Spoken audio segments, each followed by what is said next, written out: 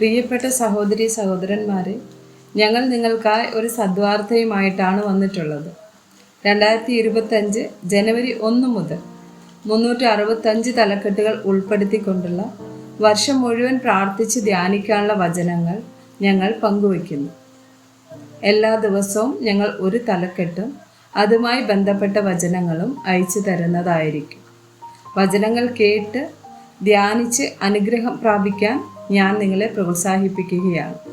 ദയവായി സബ്സ്ക്രൈബ് ചെയ്യുകയും നിങ്ങളുടെ കൂട്ടുകാരുമായി പങ്കുവയ്ക്കുകയും ചെയ്യുക. നന്ദി.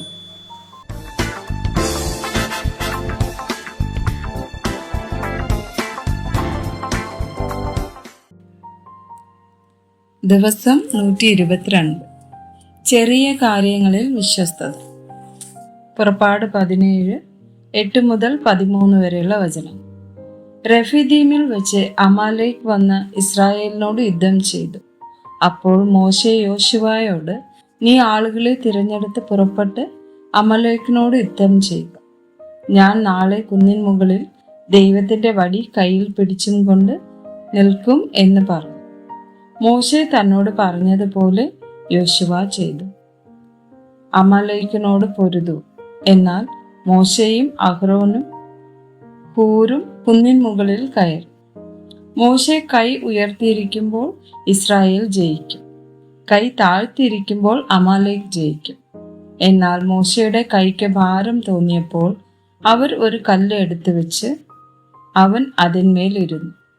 അഹ്റോനും ഹൂറും ഒരുത്തൻ ഇപ്പുറത്തും ഒരുത്തൻ അപ്പുറത്തും നിന്ന് അവന്റെ കൈ താങ്ങി. അങ്ങനെ അവന്റെ കൈ സൂര്യൻ അസ്തമിക്കും വരെ ഉറച്ചു നിന്നു. യോശുവ അമലേക്കിനോടും അവന്റെ ജനത്തെയും വാളിന്റെ വായ്ത്തലയാൽ തോൽപ്പിച്ചു. ഉൽപ്പത്തി 39, 2 മുതൽ 4 വരെയുള്ള വചനങ്ങൾ. യഹോവ യോസേഫിനോട് കൂടെ ഉണ്ടായിരുന്നത് കൊണ്ട് അവൻ കൃതാർത്ഥനായി മിസ്രയീമ്യനായ യജമാനന്റെ വീട്ടിൽ പാർത്തു. യഹോവ അവനോട് കൂടെ ഉണ്ടെന്നും അവൻ ചെയ്യുന്നതൊക്കെയും യഹോവ സാധിപ്പിക്കുന്നു എന്നും അവന്റെ യജമാനൻ കണ്ടു. അതുകൊണ്ട് യോസേഫ് അവന് ഇഷ്ടനായി ശുശ്രൂഷ ചെയ്തു. അവൻ അവനെ ഗൃഹവിചാരകനാക്കി തനിക്കുള്ളതൊക്കെയും അവന്റെ കയ്യിൽ ഏൽപ്പിച്ചു. മത്തായി 25, വചനം 21.